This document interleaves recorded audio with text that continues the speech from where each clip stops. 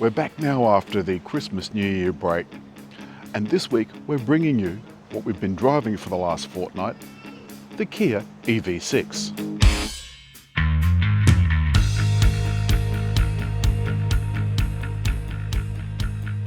In my recent article, I named this car as my favourite car for 2022. And I also hope to answer a couple of questions that readers have asked. For example, what's in the front? Well, let's have a look. It rises up on these gas struts. And for the rear-wheel drive version, there's a reasonably generous, what we call a frunk. The front of the EV6, some said was a little polarising.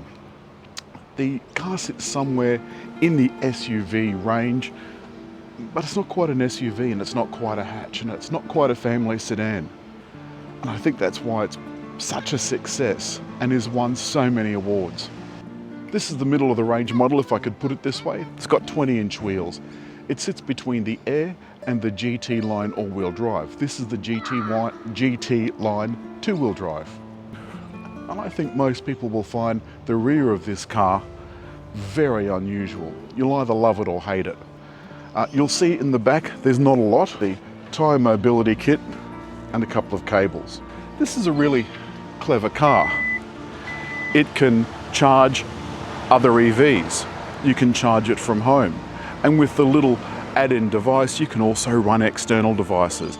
And as if that wasn't enough, there's another household power point inside the car. And the back seat makes you feel like a king. Leg space, look at that, that's just extraordinary. My foot doesn't go under the seat in front. One thing I noticed getting into the back was that I did bump my head a couple of times. This is very, very low, but nonetheless, once you're in, it's incredibly comfortable. I love the lovely sculptural elements, although this is quite hard plastic.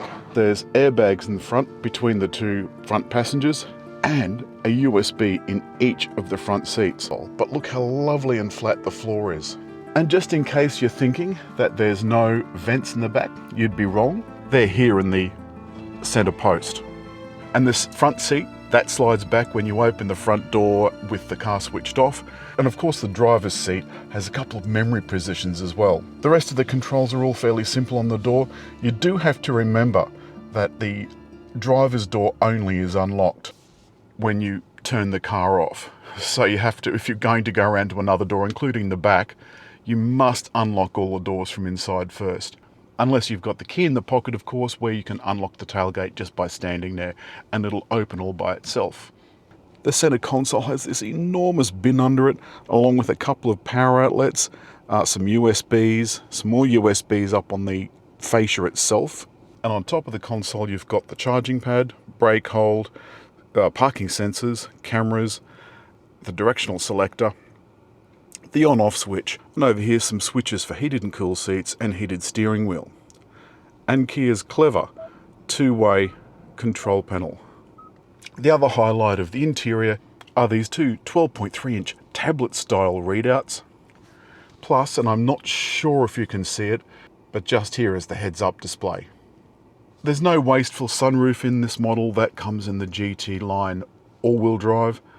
So through the week, I've just had lunch at the George IV in Picton, a very ancient Cobb & Co pub stop.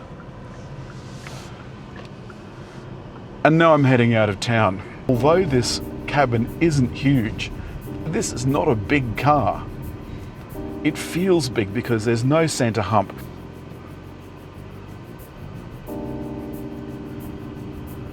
Take off from lights is nice and leisurely. There's about 168 kilowatts of power. The other things I like very much is around town, you use the paddles to tell the car how much regenerative braking you want. So now I'm on I-pedal, and that's one pedal driving. I just have to drive with my foot on and off the pedal.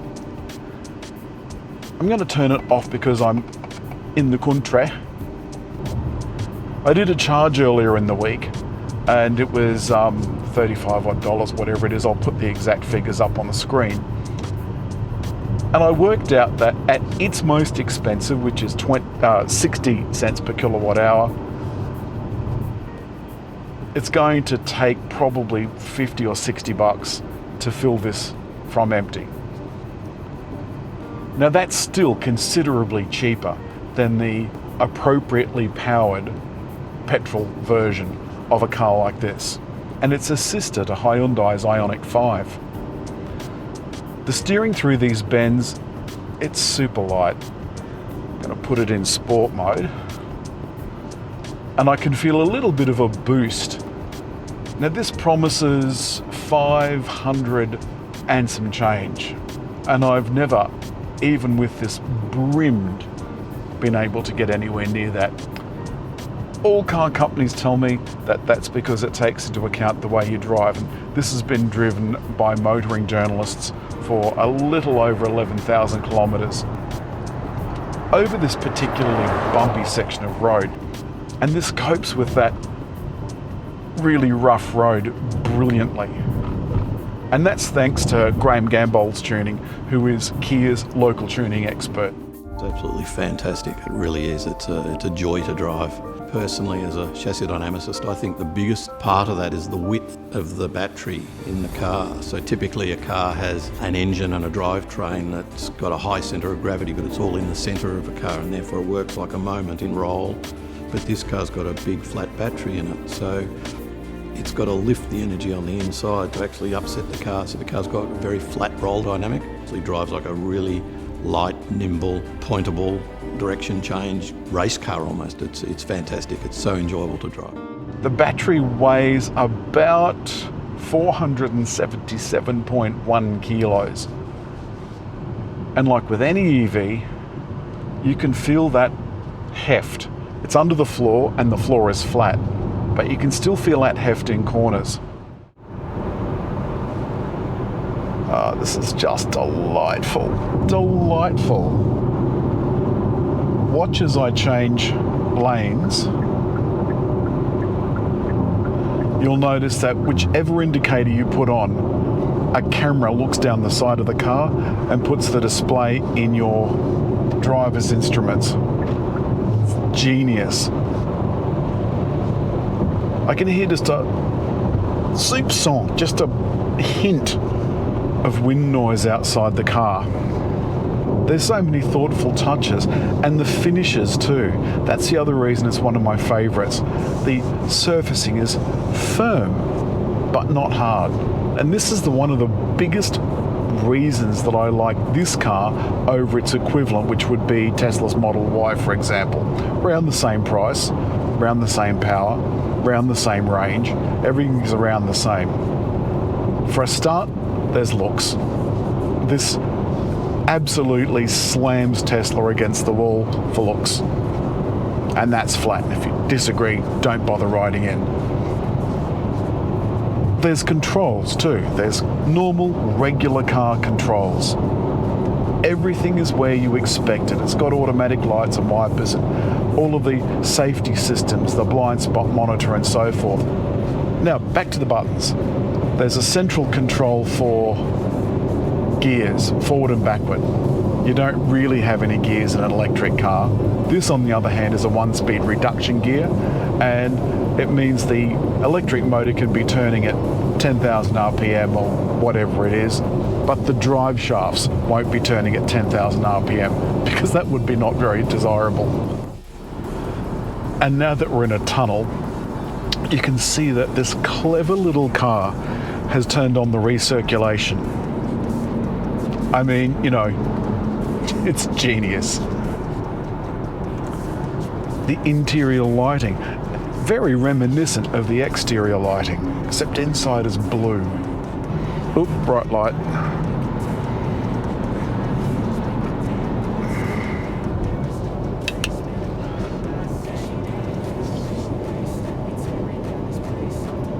This road is reasonably smooth, but in the EV6 it feels like I'm riding on a carpet. Now let's demonstrate the Q assist. So it's now going to stop. A lot of people don't have the confidence with these automated systems. So I've still got the steering active, still got the cruise active, and it's now just creeping its way through the traffic. So It looks after you on the highway. It's got all these inbuilt safety systems. Doesn't mean I should be taking my eyes off the road. And indeed, I don't take my eyes off the road. There's just a warning has come up on the dashboard telling me to use the switch or the pedal to accelerate. So I've just re-engaged the system. Didn't turn off, it just took a nap. And that's all this week from the Kia EV6 and why it is my favourite car for 2022.